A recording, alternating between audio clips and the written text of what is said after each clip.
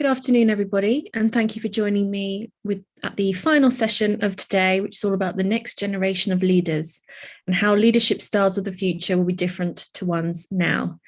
And this session is sponsored by Alchemist, so thank you to them for sponsoring this session. I'm joined by Nikki Sterling, Practice Director at Alchemist, Scott Steinberg, CEO and Futurist Trends Expert at Futureproof Strategies, Paul Wilson, Director at QBunk, and Josephine Lang, co-founder of Collibox. Thank you all for joining me today. So I wanted to kick off the session today by talking about your own approach to leadership and the things that you do differently, perhaps differently from more traditional forms of leadership that you've seen from older generations. So what things, when you're approaching your leadership strategy, what things do you do differently?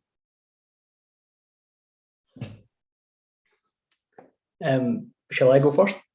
Can do, yep. Yeah, so thanks for that. When you sort of posed some of the stimulus questions in advance, I gave this a great deal of thought because leadership is quite a living, breathing, dynamic thing. It evolves the more you lead. And I think for me, there was possibly two key pieces of information that I came across in my career up until this point. I should explain that I work for Alchemist. Alchemist is a behavioral training company, which means typically in a week to week, I seem to be I'm sort of steeped in leadership development theory and all that stuff, but I promise to make this like quite simple and quite accessible because there's a lot of heavy theory around the topic. I think for me, when I first started attending our trainings back 10 years ago out in the Middle East, we kept revisiting this model of action-centered leadership by John Adair, right, which some of you may know about. And it's classic. It basically says that a leader of people has three responsibilities. You have the responsibility to the task, the responsibility to your team's performance, and you have the responsibility to develop the individual within your team. So what I was told at the time, and it remained true when I spoke with clients for the next decade was it's always the development of the individual that's underserved by the leader. So because I was sort of privy to that information, that insight early in my career, I was like, okay, I'll be that person. I'll be the person that focuses on the development of the individual. So that happened. That was part of my central tenets of leading others in the early part of my career. And I saw the benefit of that. And then only a couple of years ago, I had the privilege of doing a bit of work with Babson College out in the States, the entrepreneurial arm of Harvard University. And they introduced me to a project, a huge piece of research by Google almost a decade ago now on Project Aristotle. Again, some of you may know about this. Project Aristotle, the purpose of that was to understand and identify what made high-performing teams perform so highly. Long story short, the main result from that is high-performing teams typically demonstrate generous amounts of pro-social behavior. It's like, right, okay, so what's pro-social behavior? In its purest form, it's doing things to support other people regardless of personal cost. So that's quite pure. That's quite an aspiration. It almost sounds like an ideology. But I think if you break it down, the top pro-social behavior is things like building an inclusive environment, allowing for interpersonal risk-taking, respecting other people's individuality. That's great. Okay.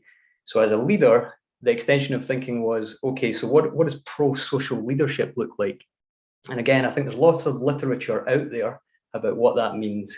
But I think one of the key distillations that I took from all that research was pro-social leadership. You have to think about it in really simple, tactical, everyday terms. And one of the things that you can leverage to be an effective pro-social leader is the amount of attention that you give the people that you work for, or the people that work for you, rather, the amount of attention. And why is that important? That's important because on a baseline psychological level, humans require attention and affirmation to an almost embarrassing degree, right? So that's at a fundamental level why you give people lots of attention, much more attention than you think you should give them actually. And then that's important because what's the opposite of attention? The opposite of attention is silence. And the problem with silence is that people, team members, fill it with monsters. So what do we mean by monsters? They fill it with monsters in the sense that they start thinking, why am I not getting lots of attention from my manager or leader? what does this mean for me? What does this mean for my job? What does it mean for my career? End of story. Should I therefore go on LinkedIn just now and start looking for other opportunities?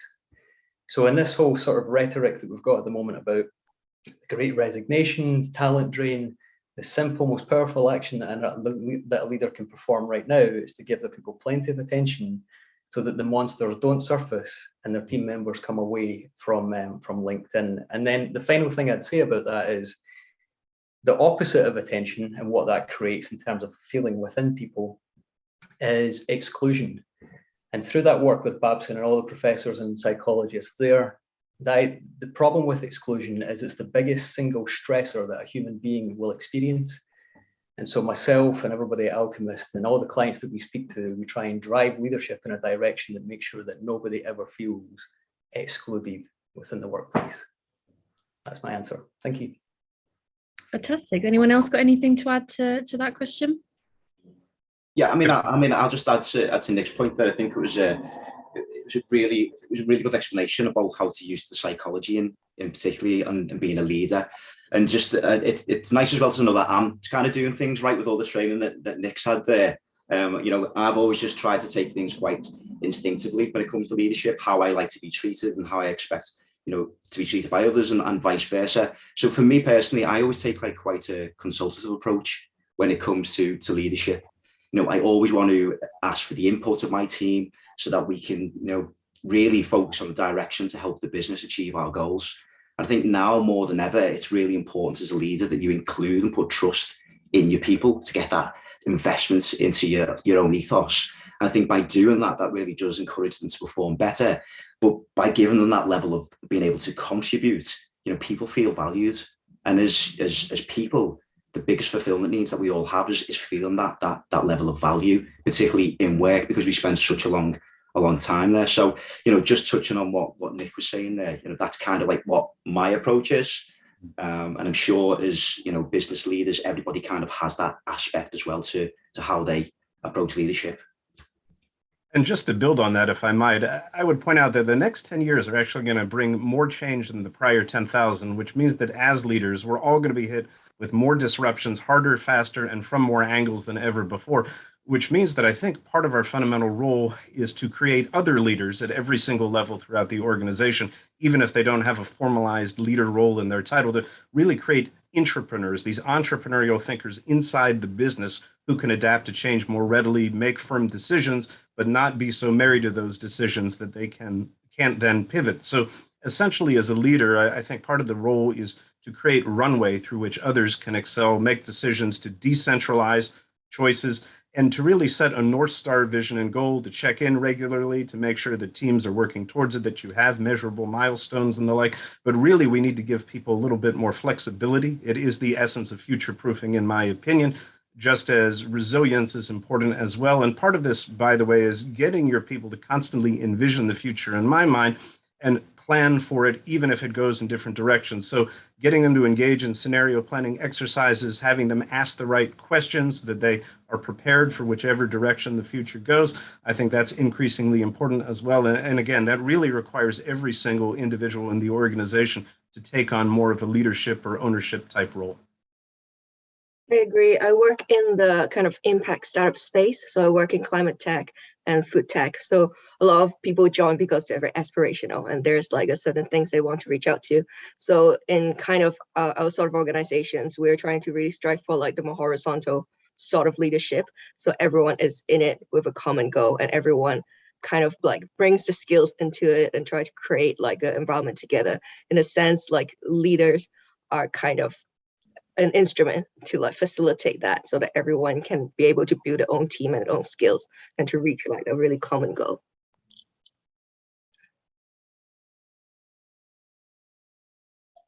That's fantastic. Yeah, I know, just realized, sorry.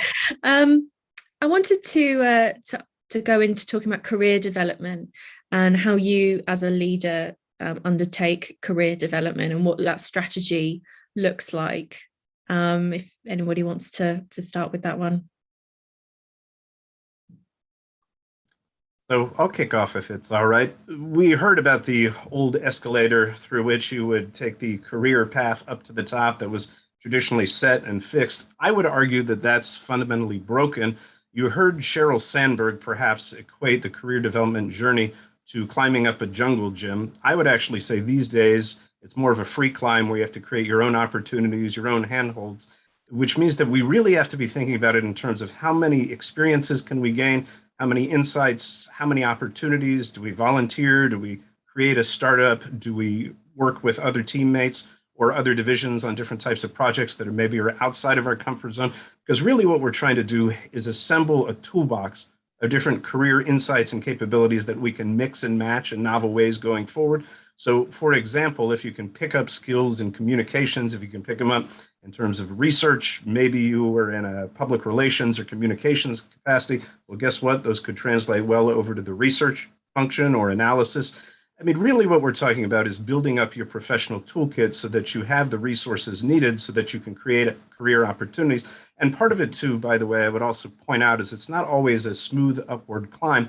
Sometimes you have to take a step back into a different role that has less pay or less responsibilities to learn new technologies or new trends. Other times you have to step sideways into a lateral role that maybe offers similar pay and responsibilities, but exposes you to new audiences, new technologies, new insights that really make you more resilient and capable as a leader. And when sometimes you take a step backwards into the side, you actually create a slingshot effect that can vault you further in the end. So really what we're talking about is learning how to learn a little bit more effectively, being a sponge, sucking up as much as you can, and then thinking about how do you apply all these talents and all these connections in new and clever ways to create more pathways to opportunity, noting that you can't always count on the market or different developments in the industry to keep you on that steady path. Fantastic. Anybody else have any points to add to that question? Yes, I do. Thanks, Scott. I think, again, thinking about this before coming on today, it's like, right, undertaking career development. I think my view on it is I think I'd get really serious and interested about where and how value is going to be created in the future. So, for example, I have a colleague, Steph, who's done some amazing work around future of work. And if you think of future of work, I know it's a heavily bandied around term, but if you think about it as almost having three forks or three prongs to the fork, you've got changing workforce, technology, and globalization. Scott, I'm sure you know about this quite deeply. But if, just taking one of them, the changing workforce, the workforce of the future, it's going to be different. The workforce of the future, they're a lot more intentional about their career. They've got arguably different moral standards as well because they came up through a different environment than their predecessors. This all means with different expectations of their employer, their colleagues, and their boss as well, their direct boss or leader or people manager. So if you're a leader right now, I think, or intend to be one, I would look at how would I build skills that will enable you to connect and make a positive impact on them, the workforce of the future. Like, for example, can you quickly stimulate meaningful conversations with this workforce of the future? Can you connect with them? Like we talk about in leadership, we talk about one-to-ones. It's like, are those transactional one-to-ones or are they one-to-ones that result in a deeper connection? Up to you, but there's a way of structuring the one-to-ones that create either of those outcomes. Can you operate inclusively? That's almost a non-negotiable for the workforce of the future. They need to see that in you as a leader, that you are that aware all the time, that you're working inclusively so that nobody again feels excluded from what it is you're trying to achieve. And then on things like technology and globalization, there's some obvious hard skills that you would want to learn and create value out of around priority technologies. But in globalization, you might want to look at some similar themes around, if I have to collaborate with multiple global stakeholders around the world, how effective am I at doing that currently? And what are some of the interpersonal skills and behavioral skills that I need to develop to become extremely effective in that space? So career development, that's the direction I'd probably focus in. Brilliant. Paul or Joe, do you have any comments to add to that question? I think I didn't come from a very traditional leadership background. I kind of like started something and then it grew to a point where I need to start hiring people, and that's how it goes. So my approach to it is kind of like how I would approach my own career development, which is in the beginning, when we hire someone, we ask them, where do you want to go? What do you want to do? What do you hate doing? And then we'll try to assign roles. And also because like the thing we're working on is quite new, we're developing new systems that doesn't like exist right now. So there's not really like a career development, as in like you're gonna become ESG specialist or something like that. So I feel like a lot of times we just try to, when someone wants to learn specific skills, we provide it. We have like a day off for people to like just learn skills, and then we pay for the skills that they learn. And we think it's really great for a company anyways. And then they tell us what they want to do and what they don't like to do. And then we try to avoid the things they don't like to do. And then they're happy and we're happy. And then they concentrate on the things that they love and they develop it. And then they become leaders in their own right in terms of like what they set out to do, what they've planned for themselves always. I think that has worked pretty well for us. Brilliant, fantastic. Yeah, I mean, I think just, personally from ourselves, we've only got a small workforce. We're a startup company, so we're in that the growth phase at the moment, so we are recruiting people. So during that interview process, I always like to find those individuals that are really motivated, hungry, and want to learn, and are big on self-development too, because these are the things that are important to me. So it's not necessarily important from my side that somebody is degree educated, for example.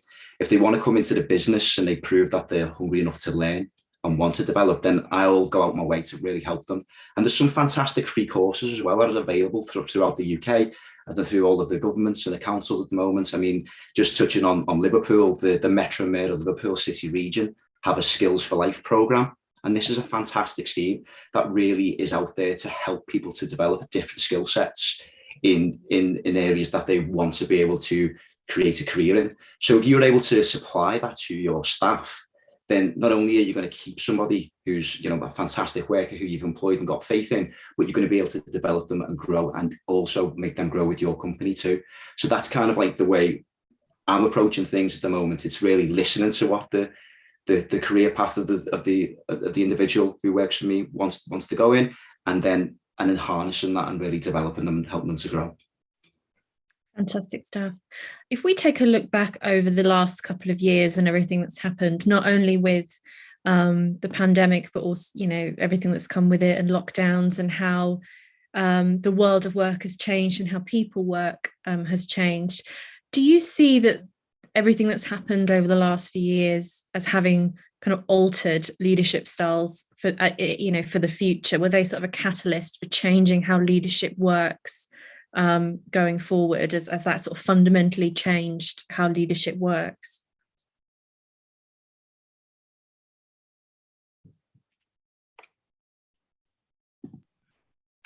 I'll dive in if it's all right. Yeah. I would just say right off the bat, COVID and geopolitical disruption really in many ways pressed a big reset button on many different industries. And what we've seen is even the world's largest, most established corporations are oftentimes scrambling to figure out how to adapt leadership strategies and business strategies in turn. But part of the beauty of what's happened is it's really forced people to realize that getting ahead in tomorrow's increasingly uncertain business world, where unpredictability is in fact the only thing that we can predict, it's not really about having to be particularly brilliant or talented or even much of a visionary leader anymore. In many ways, it's really about being more of an anticipatory leader, someone who can plot a course to success no matter what the future brings, and steer the ship, constantly making decisions as they work to navigate these increasing waves of disruption that come our way, which means that in some ways you have to plan ahead, but you also have to be much more adaptable. And it's really taught us that if you want to be a success in business going forward as a leader, you don't have to be particularly much of a genius. You really just have to be a little bit more clever and ingenious as well. But again, none of us has all the answers. And so what happens in this type of model is we realize that we have to work with more people to complete tasks, which are only becoming more complex, which means that we need people with different opinions, experiences, backgrounds to all come to the table to share their ideas and to work together more frequently to make these decisions. So it's really helped promote that diversity, equity, and inclusion in many ways, keeping in mind that it's helped increase the diversity of opinions and perspectives that we get. And it's really opened, I think, a lot of leaders' eyes to the fact that decision-making going forward is going to be more of a collaborative and communal affair, although the buck, of course, has to stop with one individual. Fantastic, great stuff. Joe, what about you? What do you think of having the last few years altering how leadership is in the future? I really agree with what Scott say. I feel like a lot of things actually happened are things that we have been waiting to happen for a while, and kind of the COVID just kind of like make it happen a lot faster. A lot of it was about like collaborative leadership, like collaborative working, and then like heightened communication has always been something that we want from our teams and we want in our business. And because everyone is now separated in every single places, we just sort of have to do it, no matter if like we're not prepared or not. And I really like the one like silver lining of what happened is that I think it really kind of put a fire in our behind as like leaders to really learn and upskill ourselves in terms of like what are the tools out there that can facilitate that. You know, how do we organize our workday so that we make sure that we do talk about all the things with all the people that we need to have to? How do we facilitate that so that like even when someone's in a different time zone, like one of our employees is right now in Slovakia. It's like how to facilitate the different time zones so that like all of these things still happen and everyone's still happy about it. And yeah, I think a lot of it is about setting goals, maintaining morale, trying to make sure that everyone like is happy what they're doing, and you know have a way to monitor that you know like that they're pleased with everything.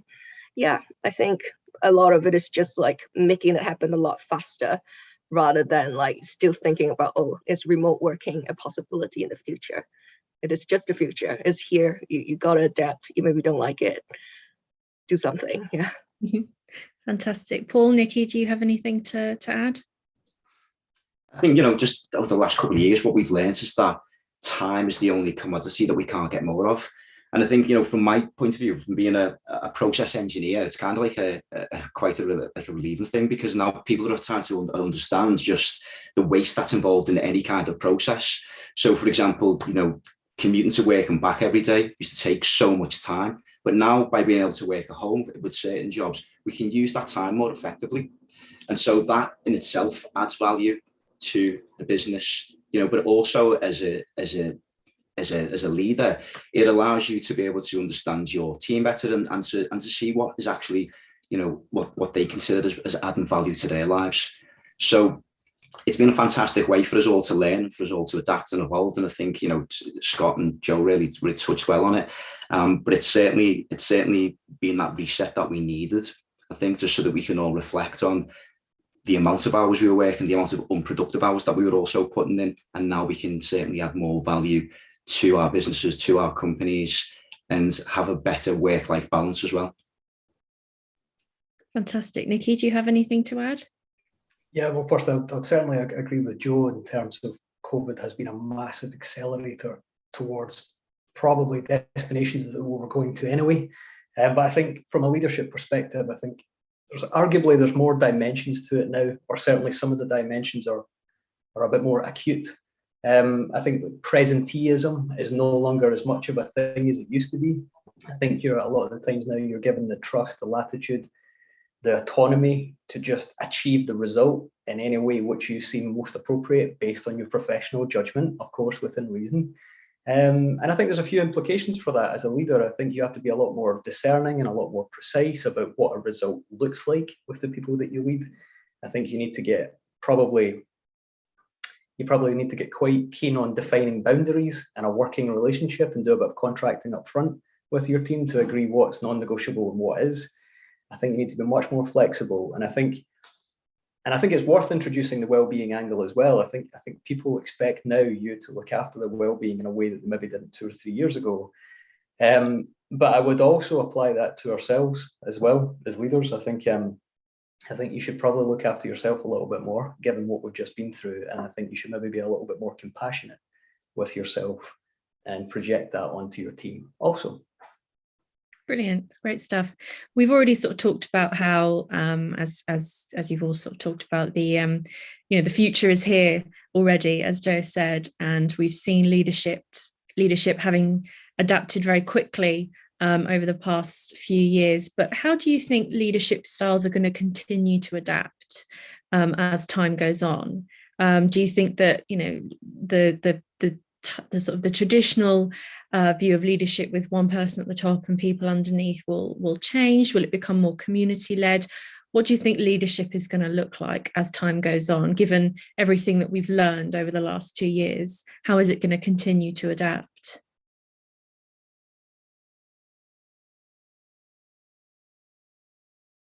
Anyone wants to jump on that? I'll share a thought on that if that's all right.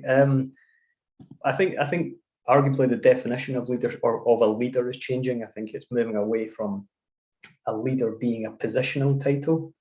And I think certainly with some clients, we talk about formal and informal leaders. A formal leader is the positional hierarchical one. The informal leader is simply a person that someone goes to in the business because they have, for example, very specific domain knowledge or a subject matter expertise or an understanding of the ecosystem of an organization and how it really works in reality.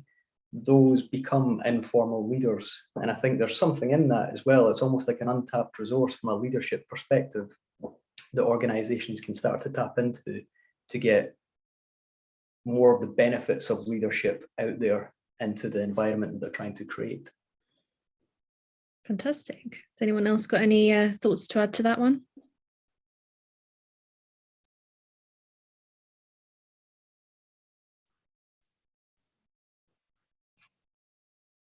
I think with a lot of young employees, like people entering the workforces, they are a lot more aspirational than I was when I was entering it. Because I remember when I was entering the workforce, I was like, I will take any job if it pays me enough to rent an apartment in London. Yeah. And then I feel like right now, especially with tech talent, they know their worth, they know how much they're worth, and they know there's a shortage. So they're really looking for the impact and they're really looking for the work experiences. And I feel like as someone who works in like the impact hub and then impact space and then in tech space, what we're really trying to do is essentially the future of leadership, I think, in that space is to become more horizontal and essentially enable them to achieve what they try to do in terms of aspiration or what they want to build and what they want the career to look like and what they think the worth are like. And I think there are a lot of organizations already doing that, and it's really interesting to see how that's going and whether that will truly become the future of leadership. Cheers. And that was very well said. Just to build on what Joe pointed out there, if you look at what most motivates and incentivizes employees, especially younger generations, it's not necessarily a paycheck or benefits, more it's opportunities to do good, to have an impact in their community or their industry. And it's opportunities to get the spotlight shined on them and opportunities for them to grow and build their capabilities and their insights and their knowledge and their experiences in their career. So really, I think the future of leadership lies in many ways in leaders taking a little bit of a step back and creating more pathways to opportunity for their team and creating more springboards to success, really giving people the opportunity to cycle through a number of different roles, responsibilities.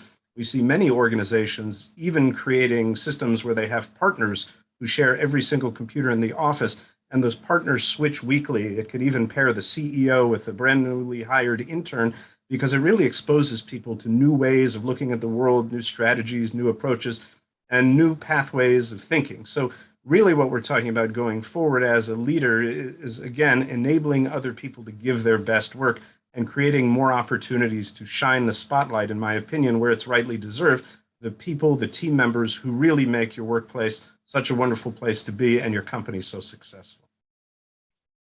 Fantastic. Paul, do you have anything to add to that question? Just in terms really of, of the community-led side of things, business will have to become more community-led because consumers now are more ethically conscious than ever. We all like brands and businesses that source locally, care for the environment. And in Liverpool particularly, we love an independent business. So I just think, even the larger companies must understand how the customers are thinking and adapt the values, but really without changing or losing sight of their own mission too. So I guess it's just as all, as Scott said, taking that step back and just understanding the bigger picture.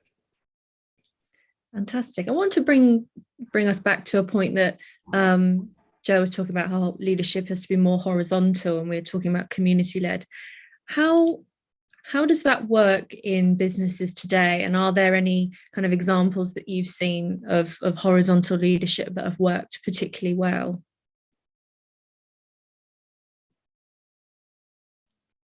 Well, I'll jump off if it's all right. I don't know that it's going to apply to every single scenario, but if any of you are fans of video games, one of the most classic examples here is the company Valve. They're the creators of the popular Half-Life franchise and Portal franchise. And actually, when they show up to work, they basically are given an employee handbook that tells them, hey, this is an exercise in figuring out what to do when nobody tells you what to do. And the way they form teams and decide what to work on is they just basically take their desk and they wheel them up, whatever project looks most interesting, because the company is so customer focused, noting that customers are the single number one best source of innovative and successful new ideas, that really they kind of are completely horizontally aligned. It's a democracy, and they simply work on what they figure will deliver the most value for their end user. And by the way, you'd think it would be a recipe for chaos. Turns out that they've not only delivered one hit product after another, but also created Steam, which is the video game industry's answer to iTunes, has upwards of 70 million users at this point and growing. So decentralization, I think, in many ways is the way forward, and giving employees a little bit more autonomy as well. Although, of course, you want to keep everything within set bounds and have some measurable milestones and key performance indicators to make sure that things are going on an even keel. Fantastic. So we're coming up to the last 10 minutes of the session, and we're just getting a couple of questions in from the audience. So first question, workforce in the future and leadership roles should be progressive and sustainable. But how can we avoid the impact of artificial intelligence not to erode the significance of today's knowledge and skills in leadership management? If anyone wants to tackle that. Artificial intelligence. I'll just briefly touch on this if it's all right, just to say that going forward, what we actually predict is that artificial intelligence and automation, that's going to be a utility like water and gas. You're increasingly going to be able to tap into it on demand, shut it on and off. Where AI excels really is making routine decisions where you can have a predictable set of variables, but where people excel, where I think you're going to see more leadership going forward is in things like project management, making creative decisions and adapting on the fly. So AI maybe will consume more of the everyday time-consuming drudgery type tasks that people are asked to perform. But if your role is fundamentally one where you have to make more creative decisions, you have to adapt more rapidly on the fly, and you're dealing with more uncertainty, I think you're going to have a bright future ahead. It's not like a machine is going to replace man entirely going forward. Fantastic. Anyone else got any thoughts on artificial intelligence? I think in a particular case, automation was really to help us to deal with a lot of the data that had to be like analyzed like manually by like ops lead or like from like a data analysis, and it frees them up to actually engage in the projects that they want to do instead of having to spend 2 hours every day doing the analyses themselves and then have something like set up in real time to run automatically.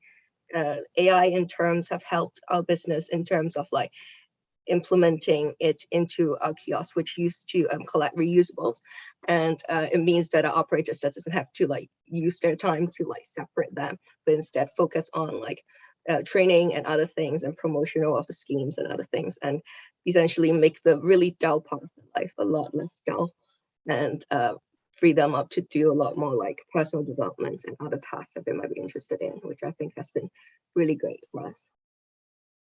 Brilliant. Fantastic stuff. So we've got a question. What advice would you give someone about to step into their first leadership role? Paul or Nikki, do you want to take that one? I can do. There's a lot of layers to that. What advice for someone that's about to step into it is, this is going to sound incredibly boring and not great, but have a plan. Like, think about it before it happens. Like, and when I say a plan, map that to who you are as a person. Because if you don't, my view on this is, if you don't have a plan and map it to who you are as a personality, as a human being, you will be seen through fairly rapidly by any discerning team member that you happen to have the privilege of leading. So that's all I would say. Have a plan in terms of what kind of leader you want to show up as, and make sure that plays to the strengths of you as an individual, even based on what you knew about yourself as an individual contributor and what other people have given you feedback on in the past. Just dial those strengths up and be that leader. Brilliant. Yeah, just touching on that, I think just never lose touch with who you are or where you come from and what your morals are. I think it's really important to get the respect of your team in today's environments, because nobody wants to be under a leadership where somebody rules with an iron fist. Those days have well gone. So it's a case of being relatable, but also respected, and the fact that you're the best at what you do, and never be scared to get your hands dirty. As a leader, you should be able to perform every single task competently that your team do underneath you, and from that they should be able to go to you for advice and any kind of guidance, and of course for advice and to be shown exactly the right path of how to achieve results. So yeah, just never forget where you come from and lose touch with your morals is my main point to take from that. Brilliant. That's some great stuff. We have a question here that says, do you think the remote working dynamic affects the ability to have open and honest conversations in the workplace?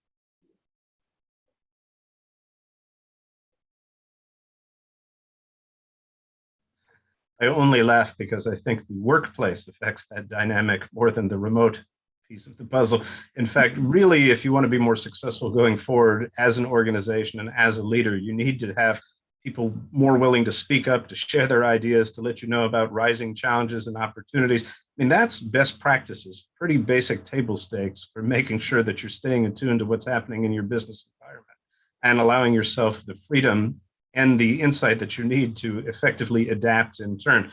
So really, an environment of trust is critical to being a business success going forward, let alone staying relevant.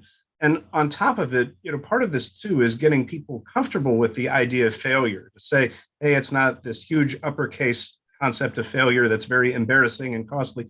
We want to think of failure with a lowercase f as this small, smart series of learning opportunities and experiments that we can all be engaging in. And by the way, if we learn something, sometimes the hard way, we're going to share it with our peers so that we're not making these mistakes over and over again, and really indoctrinating people in this sort of environment where they're comfortable speaking up, taking action, and taking risks. In fact, what we say is in uncertain environments, taking more risks, not fewer, is the key to getting ahead. Risky is the new safe, as it were. But again, small, smart, cost-effective risks that have the productive power to pay off for the organization.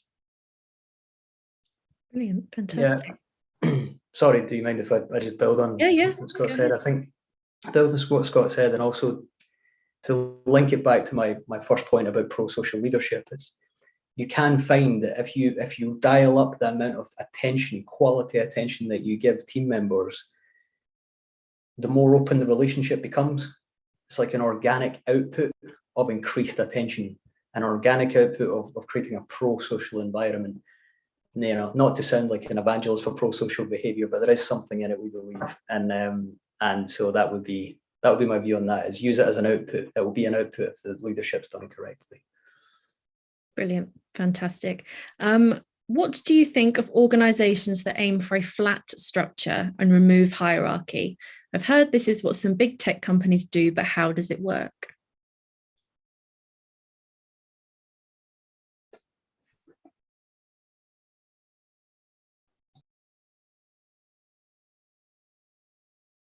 No.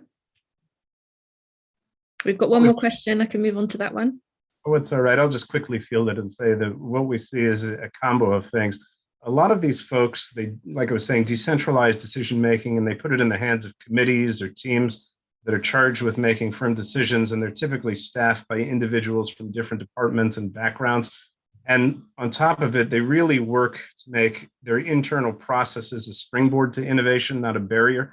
So they're constantly sharing insights, resources, best practices at the organizational level as they go. And again, they really are giving employees more autonomy to make decisions, but they're trying to work for these decisions that are more flexible, that allow them to pivot, so they're not married to any given course of action if in fact it proves to be the wrong one.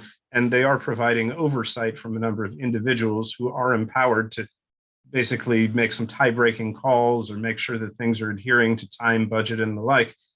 But realistically, a lot of it is they're breaking projects up into much smaller components, 6-week projects versus 6-month and the like. And they're really trying to fail fast, fail often, and learn as they go. Brilliant. Thank you so much. So we have one more question. If businesses are going to be more community-led, will we see an end to sky-high CEO pay packages and more equity in terms of pay?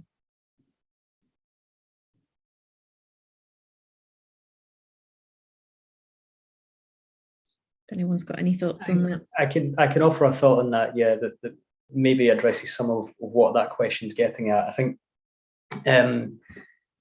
think the idea of businesses becoming more community-led and a bit more equitable and all of that, I think there is something in that. And I think for anybody, any sort of person listening in that's looking for some brain food this evening, have a look at something called the deviance continuum. I won't go into details just now, but it's fascinating. And it's this idea of expanding our thinking on what businesses should represent and create. So if you think about the goal of a business is to go from unprofitable to profitable, what about from profitable to generous?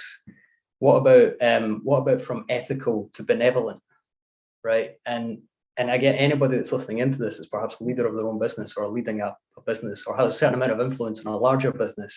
Consider that, because even if you don't reach it, people will pick up on that intention, and it might start to communicate some of the things that question is pointing towards. Fantastic. Paul, Joe, do you have any comments to add for that question? No, I don't even think we need to look at like tech companies in order to look at more like equitable or flatter structures. Like traditionally, John Lewis is very flat, like everyone owns equity of the company. And then again, look in the US, you have like Trader Joe's, where like a lot of these like really big supermarkets, they have all the workers owning equity of the company itself. And then have a pretty flat structure so that a lot of the decisions are informed by everyone. I feel like, tech companies, we always look at tech companies for the newest of things, but like we don't have to look that far, you know, like a lot of the things around us, a lot of the very successful companies that are driving like changes are pretty flat, and they have, you know, the employees have big stakes in what they do. So, yeah. Brilliant. Cool. Fantastic. Yeah. Yeah, I mean, just I think going forward, it certainly is the way that the companies should be looking at structuring any sort of commissions or the pay. You know, for me particularly, we've just been looking at recruitment and in our new head of sales departments recently. And one of the big things that we've used to entice people is an equity share within the business. You know, we really want people to feel like they are a part of the company. You know, that they've got the same drive and the ambitions as me as the CEO, but as equally playing an important role to be able to get us to where we need to be in terms of scaling as well. So it definitely is the future. I'm not too sure that some of the more established companies out there will have the same type of view, but certainly any of the new tech startups, if they want to develop and they want to get the best people into those roles, it's certainly something that they should be considering. Fantastic. Well, we've come to the end of the session, so thank you so much for joining me. It's been a great discussion, and thank you so much. Thanks. Great. So that's the end of our 2-day Leadership Lessons Conference. I hope you've all enjoyed the brilliant sessions today. We've heard about all the opportunities for the businesses in the metaverse, the importance of telling stories about yourself, the new rules of corporate diplomacy, obviously that fascinating session just there about what the future of leadership will look like. And I personally particularly enjoyed the philosophical debate about the ethical responsibilities of business and to what extent business should get involved in politics. So carry on the debate with us on our site. Thanks to all our speakers, our sponsor Alchemist, and also to you, our delegates, for attending. Have a lovely afternoon.